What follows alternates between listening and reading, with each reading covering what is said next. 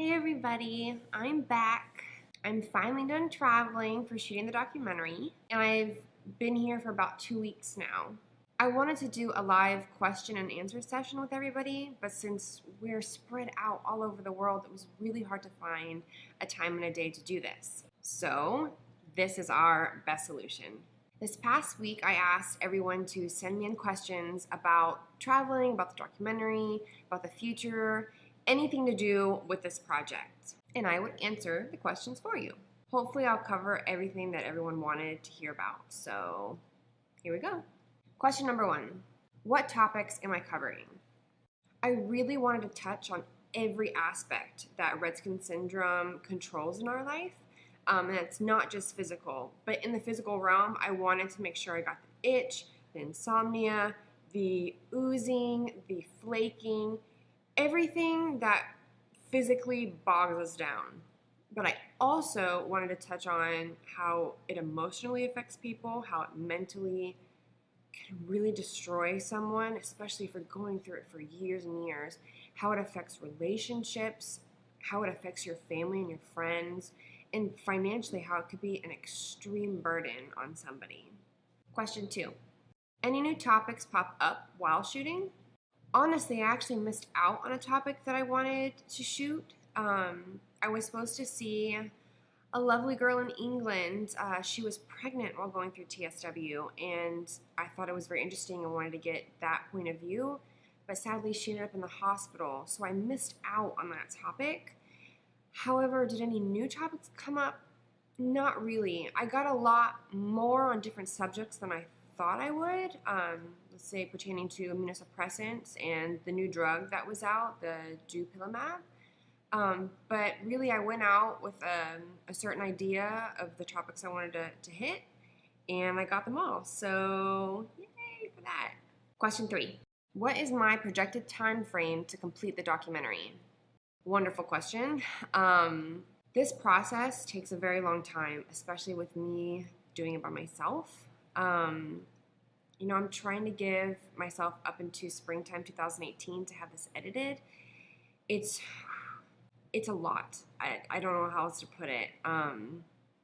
I have a few friends that will be my consultants that are in the film world who can hopefully help me get it along, but I have well over 24 hours of footage that I really need to sift through and make sure I know all of the content in them and where I want to put them.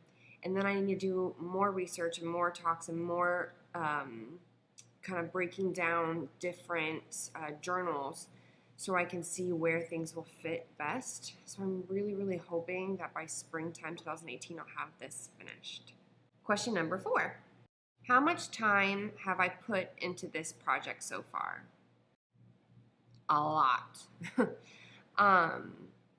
Starting last June, so June 2016, that's when I kind of came up with the idea that I wanted to do this. So from June to October 1st, that was a ton of time put into researching it, talking to people, am I going to do this, putting out more YouTube videos, getting a feel for it, making a website, creating a business. I have an LLC for this called The Elusive Bird.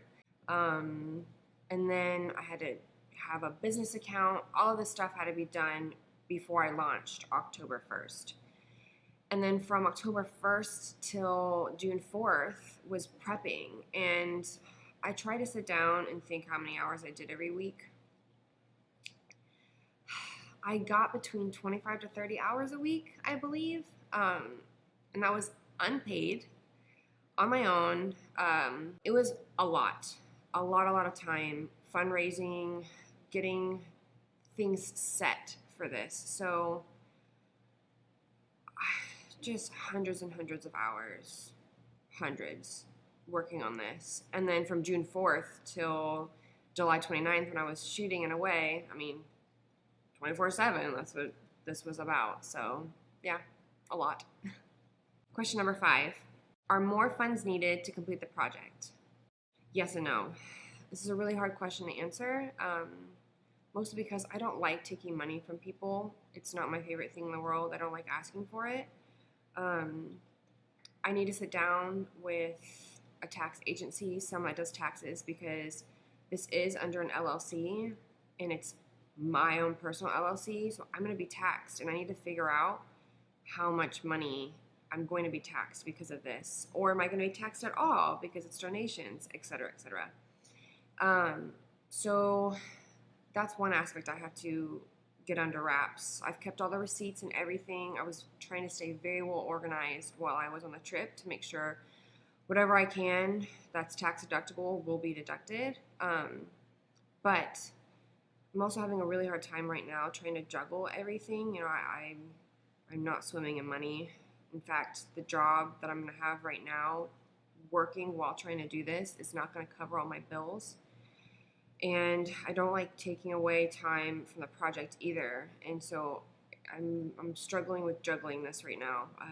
So if people do wish to donate to try and help me pay certain bills, even if it's just $100 a month, it would give me an extra day or two to work on this project without having to get a second job or something like that. That would be extremely helpful. That's up to you guys. It's just the more money that comes in, it's more helpful for me in this post time now from shooting, because I need to work on the documentary, but I also have to take care of myself. I too am still struggling through this, so any help is greatly appreciated. Question number 6, will there be screenings? I've had a few people ask and volunteer and say that they will put on screenings in the country that they're in or the state that they're in, and I think that's wonderful. I would love to do screenings.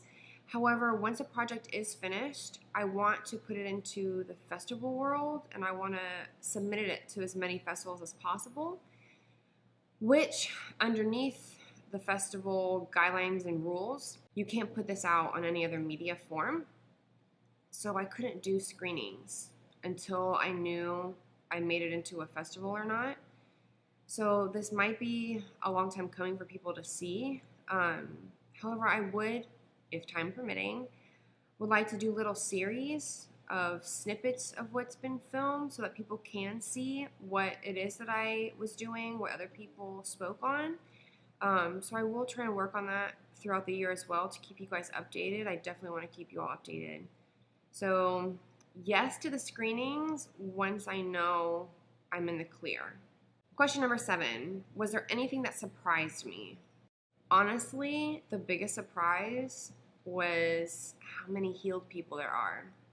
You know, in the groups, in the support groups, people are always like, well, do you heal from this? And you never see too many healed people stick around. Well, why would they? You know, it really dawned on me when I was interviewing Anna Lim, and she felt a little guilty that she wasn't a part of the groups as much as she used to be, because she's off doing things and they have a business, you know, her and her family have a business together, and, you know, she shouldn't feel guilty. Nobody that's healed should feel guilty for going off and living their life. They did the time and the pain, and who wants to sit around and watch other people suffer through that?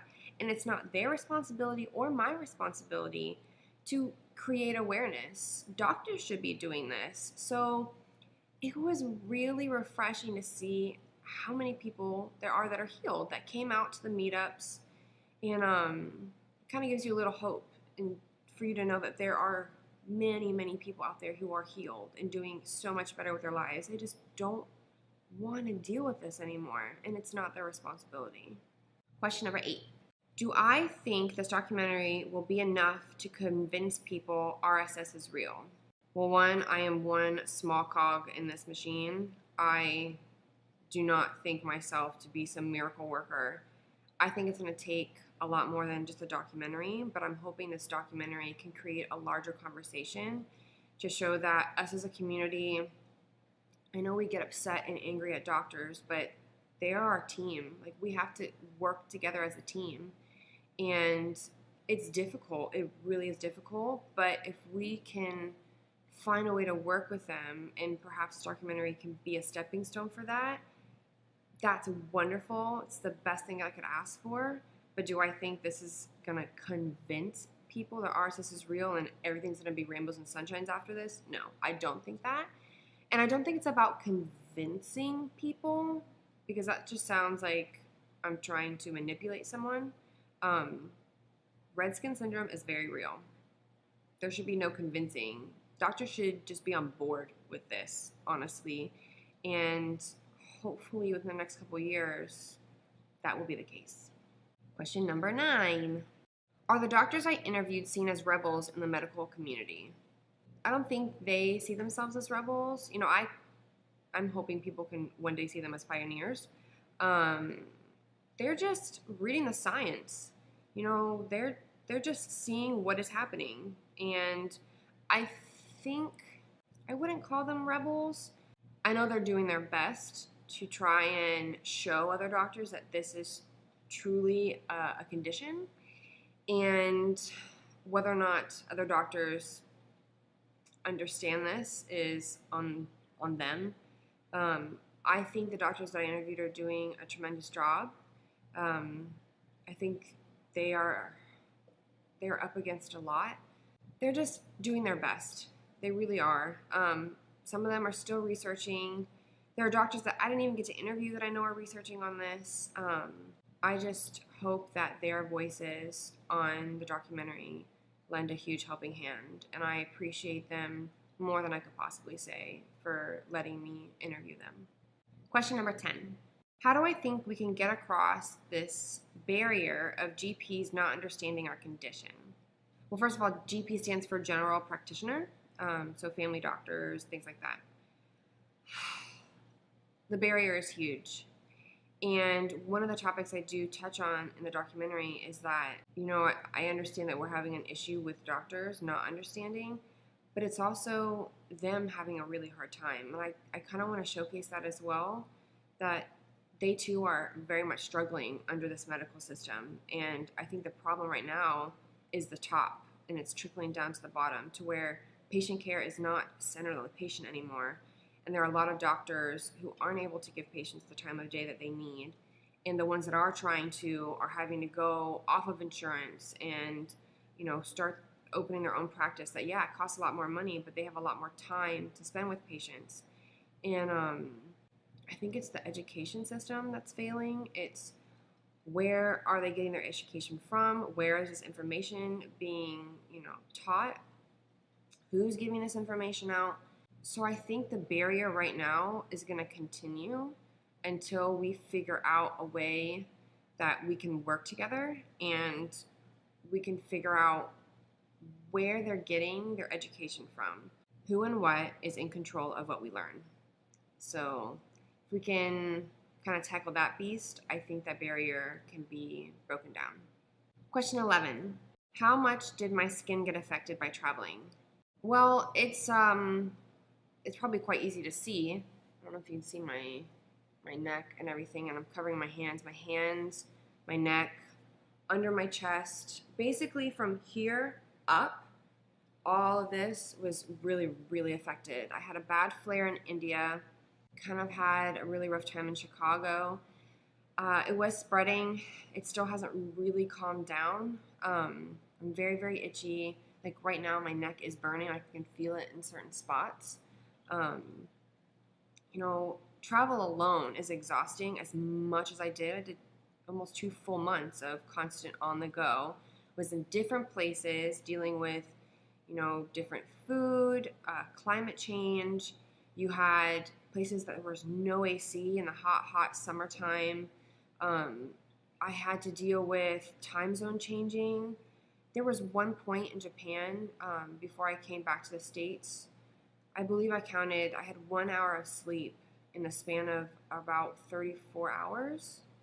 And it takes a toll. I was exhausted. I still am, which I feel is a bit of an issue. I've just had blood work done to see if anything is particularly wrong because I've been feeling very lethargic no matter how much sleep I get. Just a bit run down. Been having a bit of fog brain and quite frankly memory loss that's been a bit concerning. I'm usually really good with stuff. I actually forgot a family member's name this past week. So it's been kind of alarming me. But I think any kind of stress, especially just with the project in general, anxiety, trying to get stuff done, trying to do it correctly. I didn't go to school for this.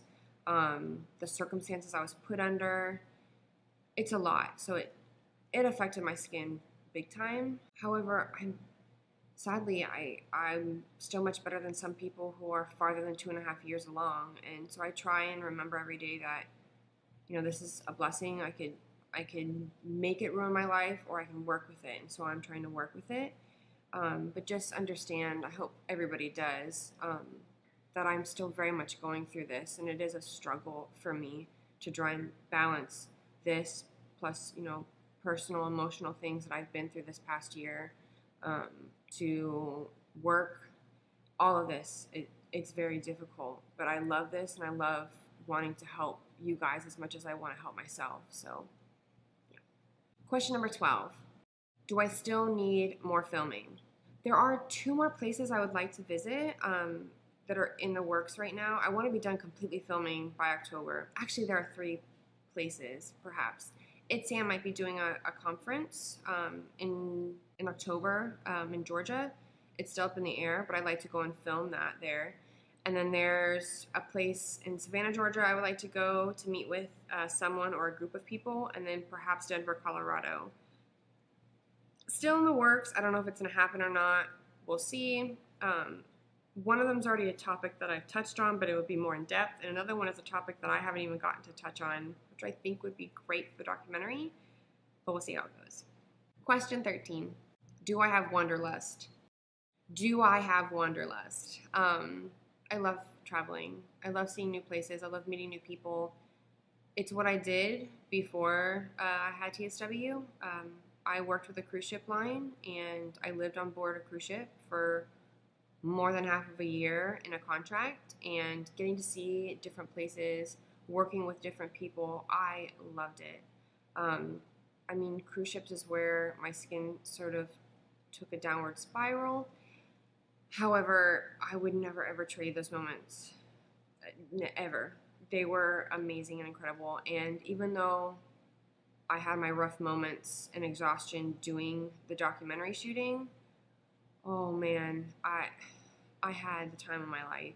I got to meet some really, really wonderful families, individuals, and I got to do things with them that I would never have gotten to do otherwise. I was very blessed to do this.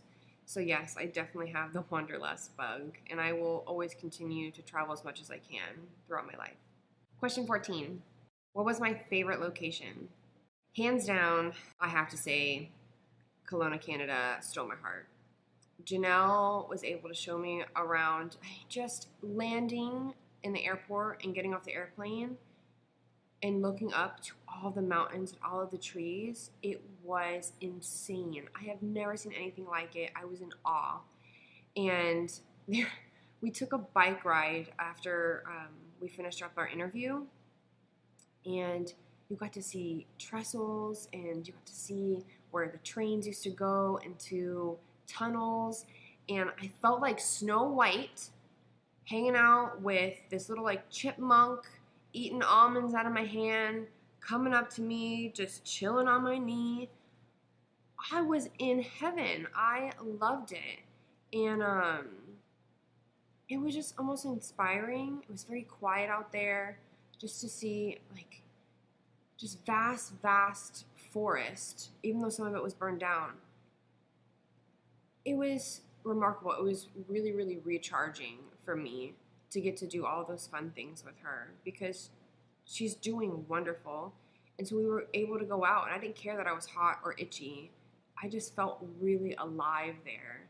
So I will say Kelowna was definitely my favorite spot. And last but not least, question number 15. Did I come across the reason why some of us go through TSW and some of us don't? No, I have not come across that. I do not know why some people go through this longer than others. I don't know why some people are triggered faster than others. I don't know why it affects some people differently than other people. It is a mystery, and that is why we still need more research. So if there are doctors out there who think that, oh, we already know what Rett syndrome is, and all you need is time, and that's all you need to know, that's really unfair, because we do need more research and more understanding of this, because then we can one, prevent it even further, not just, the reasonable use of topical steroids or any steroid, don't use it past this certain point of time or else you're asking for trouble. But it would be nice to know who is more susceptible than someone else. And knowing perhaps maybe there's a genetic mutation that we have, maybe there's something in our genes or hereditary stuff that's going on. It'd be really nice to know so that maybe it could be tested on people who have eczema or skin ailments and to know, okay, they're going to be more susceptible to this, so let's not put them on topical steroids. That would be incredible. It would be wonderful. So, no, sadly, I don't know, and I'm really, really wanting to. And I'm actually trying to ask people for their raw DNA, either from Ancestry.com or 23andMe. Anyone who has that's going through TSW, I would love if you can shoot it my way. You would be kept completely anonymous, but I'm trying to see if I can showcase if there's one thing in common that we have in our genes, because maybe that's a start. That's maybe somewhere we can look at.